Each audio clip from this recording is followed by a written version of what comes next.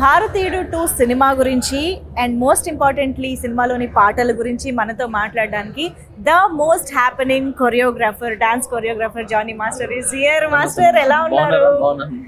So భారతీయుడు 2 అంటే ఈ సినిమా పేరుని పలకడం కూడా చూసారా, భారతీయుడు 2 అని అనలేం, భారతీయుడు 2 అనాలన్నమాట. భారతీయులు కాబట్టి ఆ గర్వం ఉంటుంది, ఆ ప్రేమ ఉంటుంది. ఆ సినిమా అంటే ఆ ఇష్టం కూడా ఆ రేంజ్ లో ఉంటుంది. మాస్టర్, ఫస్ట్ ఆఫ్ ఆల్ భారతీయుడు సినిమా ఫస్ట్ రిలీజ్ అయినప్పుడు మీరు ఏం చేస్తూ ఉన్నారు? నేను ఊర్లో మెకానిక్ పని చేసుకున్నా. మెకానిక్ పని చేసుకున్నది అది. ఎంత చిన్నపిల్లలు నేను. సో చదువు లేదు, ఓకే చదివాం అంతంత మాత్రం చదివా, బట్ మెకానిక్ పనిలో ఉన్నాను. పక్కనే థియేటర్స్ అన్ని. నెల్లూరులో పక్కనే థియేటర్స్ అన్ని పక్కనే. సో అక్కడ అర్చనాలలో నర్తికి థియేటర్ దేంట్లోనో ఈ సినిమా 3వ హాల్లో దేంట్లో ఉండాలి. సో మా అక్కడే షాప్స్ ఉండేది, కనమాల్ అక్కడంతా కూడా. సో అక్కడికి వెళ్ళినప్పుడు ఈ సౌండ్స్ ఎక్కువ వినపడతా ఉండేది. అంటే పాటలు అప్పుడు మేము వెళ్ళిపోయేది, ఛాయ్కని వెళ్ళిపోయేది, పాటలప్పుడు పాటలు వినేసేది వచ్చేసి. సో అలా చేసుకుంటూ అంటే అది వేరే ఆ రోజులు ప్యూర్, అది అప్పుడంతా ప్యూర్గా ఉండేది. ఆ స్ట్రీట్స్ కానీ జనాలు నిజంగా చెప్పినా చాలా ప్యూర్గా ఉండేది. సో ఆ టైంలో ఈ సినిమా రావటం అంటే అప్పుడు కొత్త ఇవన్నీ. భారతీయుడు 2 అనగానే ఒక ముసలాయన అసలు ఎలా కొడతారంట, మర్మకళ. మీరు ఒక 3 మర్మకళ ఇది చేసి చూపించాలి అంటే మీ నుంచి స్టెప్పులు ఎప్పుడు మేము చూస్తాం. నాకే మర్మకళ రాదు. భారతీయుడు సినిమా ఎన్నిసార్లు చూసాను. ఇలా అంటారు ఇలా ఏదో ఇలా పెట్టి ఇలా గుద్దితే ఎప్పుడైనా ప్రయోగించారు ఎవరి మీద? చిన్న సినిమా చూసి వచ్చిన అదే పని. చిన్నప్పుడు ఎవరైనా మాట్లాడినా ఎవరైనా ఏదైనా చేసినా అలా ట్రై చేసేది. బట్ మజాక్ రా బాబు అని చెప్పి మళ్ళీ, కానీ వచ్చేది కాదు అది మా అందరికి. అదొక ఆర్ట్. ఇప్పుడు మార్షల్ ఆర్ట్స్ ఎలాగో, సో అలాగా మర్మకళ అనేది అందులో మన ఇండియన్స్ దాంట్లో ఇప్పుడు మార్షల్ ఆర్ట్స్ అనేది ఎక్కడి నుంచో వచ్చింది.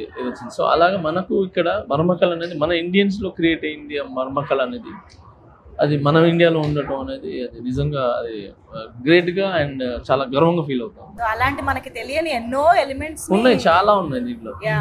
సో భారతీయుడు సినిమా నిజం చెప్పాలంటే నాకు పాటల ద్వారానే పరిచయం. అంటే చిన్నప్పుడు సినిమా అర్థం చేసుకోలేని స్టేజ్ లో we thoroughly enjoyed the songs. అప్పుడే కొత్తగా వచ్చిన టేప్ రికార్డర్లో సో అవి బాగా గుర్తు అనమాట. సో అలా సాంగ్స్ పరంగా మీకున్న మెమరీస్ ఏంటి భారతీయుడు 2 మూవీ?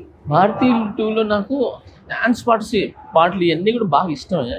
కానీ దాంట్లో నాకు ఎప్పటికీ గుర్తుండిపోయేది, హార్ట్ టచింగ్గా బాగా ఇష్టంగా ఉండేది, డబ్బుల్ని పడవలుగా చేసి వదిలేసి, అంటే ప్రేమ ముఖ్యము, అంటే అంటే ఎదుటోళ్ళ కళ్ళల్లో సంతోషం అది ముఖ్యం, డబ్బులు కాదురా అని చెప్పి అప్పట్లో 500 తను చేసి వదలటం అనేది, ఆ యొక్క మాంటేజ్ అనేది అసలు చాలా చాలా ఇష్టం నాకు. అందుకే పచ్చని చిలుకలకు తోడు ఉంటే అనేది నాకు చాలా ఇష్టం. మిగతా డాన్స్ సాంగ్ ఉన్నాయి, ఎన్ని ఉన్నాయని, బట్ ఆ సాంగ్ అనేది బాగా ఇది తగిలేస్తుంది ఇక్కడ. సో సూపర్ సాంగ్ అది నాకు ఆ సినిమాలో మెయిన్ పాట, అంటే మనసులో ఉండిపోయే పాట అంతే. పచ్చని డాన్స్ మనం ఈ అదిరేటి డ్రెస్ వేస్తే ఇవన్నీ కూడా మనం ఎంజాయ్ చేస్తాం, అన్నీ చేస్తాం, కానీ గుర్తుండిపోయేది అంటే పచ్చని చిలుకలు తోడు ఉంటుంది. సో దాంట్లో బురదలో చేయటం, పడేయటం, అండ్ పెద్ద కమలాసన్ పోయి లుంగి కట్టుకొని ఇట్లా అనుకుని వేయటం, అండ్ ఆమె మన సుకన్య గారు వాళ్ళిద్దరులా అలా చేయటం. సో ఆ క్యూట్నెస్, ఆ మాంటేజెస్ అండ్ వాళ్ళ ఎమోషన్ అనేది అస్సలు సూపర్ కొరియోగ్రాఫర్. ఇప్పటికీ అలా కళ్ళ ముందు చాలా మంచి కొరియోగ్రాఫర్, నాకు చాలా ఇష్టం. సో ఇప్పుడు కమింగ్ టు భారతీయుడు 2, ఫైనల్ గా మీరు భారతీయుడు 2 సినిమాలోని పాటలకి కొరియోగ్రఫీ చేయడం అసలు ఎప్పుడైనా ఎక్స్పెక్ట్ చేశారా? Did you? అయ్యో నేను చేయలేదు, ఇమాజిన్ ఆర్ నేను చేయలేదు. కానీ నేను ఏంటంటే మిస్ అయినా ఈ 2 మేబీ 3 ఏదో అనుకుంటున్నారు, నాకు తెలీదు, దాని నుండి చేస్తాను. బట్ దీంట్లో ఒక సాంగ్ అయితే నేను కంపోజ్ చేశాను స్టేజ్ మీద. అసలు చాలా చాలా బాగుంది. అమ్మాయి సాంగ్, అప్పట్లో మనకు ఓపెనింగ్ సాంగ్ ఎలా ఉంటుంది అలాంటి సాంగ్.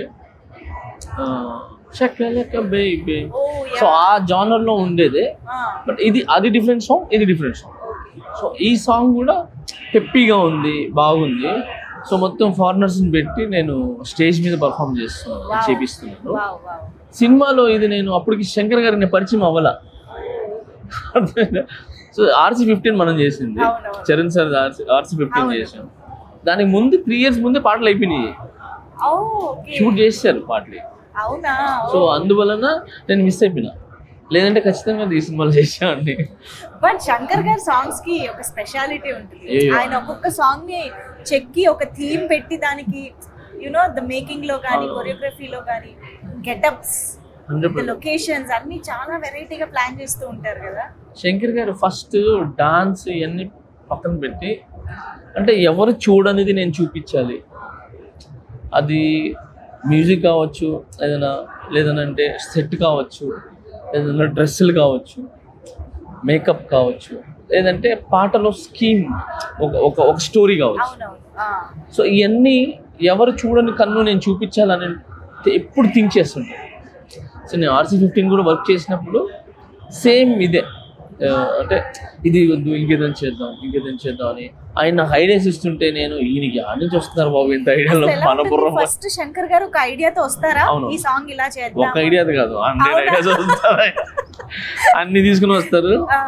మేము దాంట్లో ఏం సెట్ చేయాలా, ఎలా సెట్ చేయాలా అని చెప్పి. బట్ ఈజీ, అక్కడ proper technician, proper hard work, talented ఉన్నాడు అనుకోండి, వాడికి చాలా ఇష్టపడుతుంది ఆయన చెప్పి, అంటే ప్యాషన్ అయిపోతాడు తనకి. ఎందుకంటే అంటే కొత్త తను నేర్చుకోవచ్చు, తను కూడా ప్రూవ్ చేసుకోవచ్చు.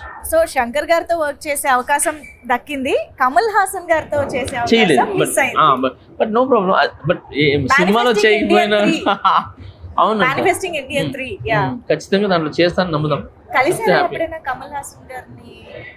బయట చాలా ప్లేసెస్ లో కలిసాను, బట్ ఎక్కువ మనకి అంటే ఎప్పుడు ఒక సాంగ్ కానీ వెళ్తే మనం ఫలానా అని చెప్పి చేస్తాను. నేను రజనీ సార్ కూడా చాలా సార్లు కలిశాను. బట్ జైలర్ సినిమాలో మనం దగ్గరగా చూసి పిలిచి డాన్స్ చేయించి అన్ని చేయించాను. సో ఎప్పుడైనా ఏంటంటే కమల్ హాసన్ గారిని బయట కలిసాం కానీ వర్క్ చేయలేదు. మీకు ఒకవేళ అవకాశం దొరికితే ఇలాంటి జానర్లో సాంగ్ వస్తే బాగుంటుంది అని ఏదైనా ఒక డ్రీమ్ అలా అనుకోవడం ఏదైనా ఉందా? నాకు కమల్ హాసన్ గారితో చేస్తే దశావతారాలు ఒక సాంగ్ చేశారు, కాంతారా లాంటి కైండ్ ఆఫ్. ఆయన చేసింది దశావతారాలు అలాంటిదే ఒకటి ఉంటుంది. సో అది ప్రాపర్గా ఇంకా ఎగ్జిక్యూట్ చేసి, అంటే ప్రాపర్గా చేయాలి అనేది దాంట్లో భలే ఉంటుంది. అది మీరు చూస్తే దాంట్లో ఉంటుంది అన్ని అవతారాలు. సో ఆ విధంగా ఏదైనా ఇంట్రెస్టింగ్ గా అదొకటి. తర్వాత మాటలు కొరియోగ్రాఫ్ చేయడం ఇష్టం. కన్ను పిల్లవన్నీ కన్నులున్నవన్నీ ఎన్ని వగలు పోతున్నావే చిన్నారే, అంటే ఆపోజిట్ తన్న అంటే అలాంటి టాస్క్ అదొకటి. తర్వాత ప్రియతమా నీ వచ్చట కుశలమా నీ నిచ్చట కుశలమే, సో అలాంటి కొరియోగ్రఫీ చేయడం ఇష్టం. అయ్యో అది నెక్స్ట్ లెవెల్ సాంగ్స్. సో భారతీయుడు 2 సినిమా నుంచి ఒక ఆడియన్స్ గా మాలాగా ఏం ఎక్స్పెక్ట్ చేస్తున్నారు, ఎలా ఉండబోతుంది అనుకుంటున్నారు? అంటే నేను భారతీయుడు 2 నుంచి నేను ఎక్స్పెక్ట్ చేసేది ఏంటంటే ఈ సినిమాతో దాంట్లో కరప్షన్స్ ఈ సినిమా వచ్చిన తర్వాత ఆల్మోస్ట్ కొంచెం మారింది. భయపడ్డారు అనమాట కొంచెం. ఏది ఎక్కడ అంటే భయపడటం కావచ్చు, లేదంటే లేదా మన ఇండియా మనం చేయకూడదు అనొచ్చు, లేదంటే ఇది తప్పు కదా అని చెప్పి 100లో 10% అయినా ఇదైంది. ఈ సినిమాతో కూడా అలాంటి మెసేజ్ వచ్చి జనాలకి ఉపయోగపడి మారేది, అలాంటిదన్నా మెసేజ్ వచ్చి పబ్లిక్ హ్యాపీగా ఉండి వాళ్ళ లైఫ్ బాగుంటుందని ఎక్స్పెక్ట్ చేస్తాను. Amazing master. Very nice talking to you. All the very best for future endeavors kuda. Thank you so much. Thank you.